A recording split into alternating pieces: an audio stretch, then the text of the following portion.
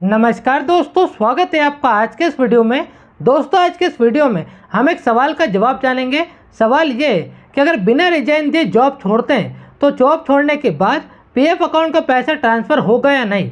अब ये सवाल काफ़ी सारे पीएफ मेंबर्स का है और अधिकतर वही पीएफ मेंबर्स से सवाल पूछते हैं जो पीएफ मेंबर्स बिना रिजाइन दिए अपनी जॉब छोड़ देते हैं। तो अगर आपने भी ऐसा किया है और अब आपका भी यही सवाल है तो आप सही वीडियो पर आए हैं, क्योंकि इस वीडियो के जरिए आपको इस सवाल का एक सही जवाब मिल जाएगा। तो चलिए शुरू करते हैं आज का वीडियो। और वीडियो शुरू करने से पहले आप सभी से रिक्वेस्ट है कि इस वीडियो को अभी तक कर दीजिए लाइक, और चैनल पर अगर आप नए हैं तो चैनल को भी कर लीजिए सब्सक्राइब, क्योंकि ईपीएफओ से जुड़ी जानकारी आपको इस चैनल पर मिलती रहेगी। दोस्तों, अगर बात करें इस सवाल के बारे में कि बिना रिजाइन दिए जॉब छोड़ने से पीएफ का पैसा ट्रांसफ़र होगा या नहीं, तो देखिए इस सवाल का जवाब जानने से पहले तो आप दो बातें समझिए।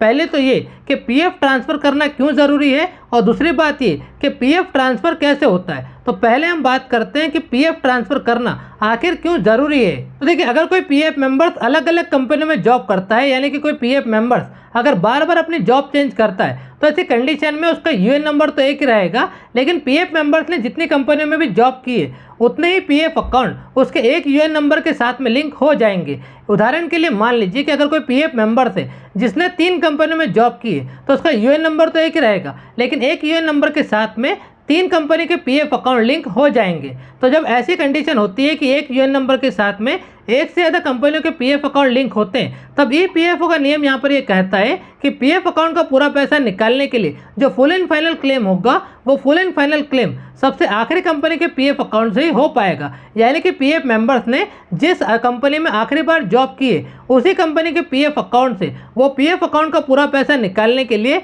फुल एंड फाइनल क्लेम कर पाएगा। एक और उदाहरण देकर समझाता हूँ। मान लीजिए कि कोई पीएफ मेंबर है जिसने 3 कंपनियों में जॉब की है, कंपनी ए, कंपनी बी और कंपनी सी। इन 3 कंपनियों में पीएफ मेंबर्स ने जॉब की है।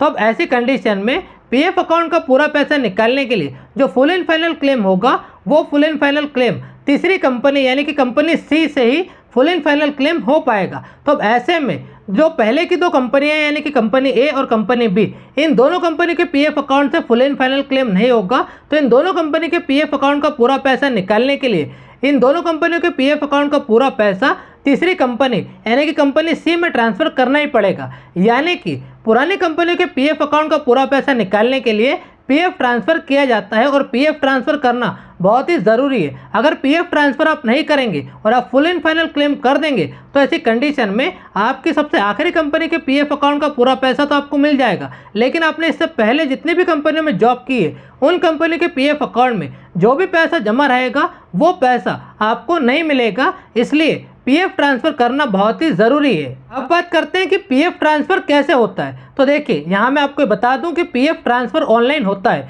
यानी कि एक कंपनी के पीएफ अकाउंट का पूरा पैसा हम अपनी दूसरी कंपनी के पीएफ अकाउंट में ऑनलाइन ट्रांसफ़र कर सकते हैं, यानी कि ऑनलाइन पीएफ ट्रांसफ़र होता है। लेकिन पीएफ ट्रांसफ़र तभी हो सकता है जब हमारे कंपनी के पीएफ अकाउंट में डेट ऑफ एग्जिट अपडेट हो, यानी कि जिस पीएफ अकाउंट का पैसा हम ट्रांसफ़र कर रहे हैं उस कंपनी के पीएफ अकाउंट में डेट ऑफ एग्जिट अपडेट होना ज़रूरी है, तभी पीएफ ट्रांसफ़र हो पाएगा। अब यहाँ पर हमने पीएफ ट्रांसफ़र से जुड़ी दोनों ज़रूरी बातें समझ ली है। अब हम बात करते हैं इस सवाल के बारे में कि बिना रिजाइन दिए जॉब छोड़ने से पीएफ का पैसा ट्रांसफ़र होगा या नहीं। तो देखिए, यहाँ मैं आपको इस सवाल का जवाब बता देता हूँ कि बिना रिजाइन दिए जॉब छोड़ने पर पीएफ का पैसा ट्रांसफ़र होगा या नहीं, ये इस बात पर निर्भर करता है कि जॉब छोड़ने के बाद आपके पीएफ अकाउंट में डेट ऑफ एग्जिट अपडेट होगी या नहीं। जी हाँ दोस्तों, जैसा कि मैंने अभी आपको बताया है कि पीएफ ट्रांसफ़र करने के लिए डेट ऑफ एग्जिट का अपडेट होना बहुत ही ज़रूरी है, यानी कि जिस कंपनी के पीएफ अकाउंट का पैसा हम ट्रांसफ़र कर रहे हैं उस कंपनी के पीएफ अकाउंट में डेट ऑफ एग्जिट का अपडेट होना बहुत ही ज़रूरी है।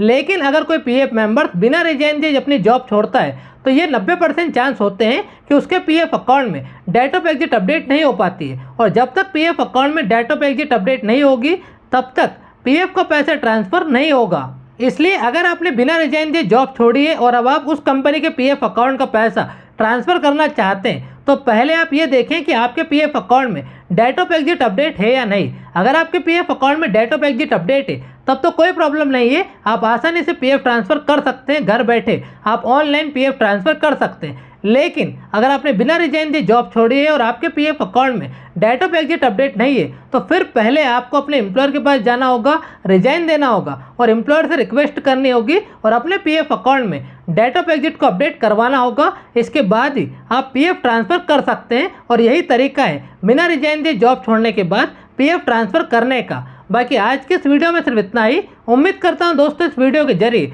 बताई गई जानकारी आपको पसंद आई होगी और वीडियो भी आपको पसंद आया होगा। वीडियो अगर आपको पसंद आया हो तो लाइक ज़रूर करें और चैनल पर अगर आप नए हैं तो चैनल को भी सब्सक्राइब जरूर कर लें, क्योंकि ये पीएफ से जुड़ी जानकारी आपको इस चैनल पर मिलती रहेगी।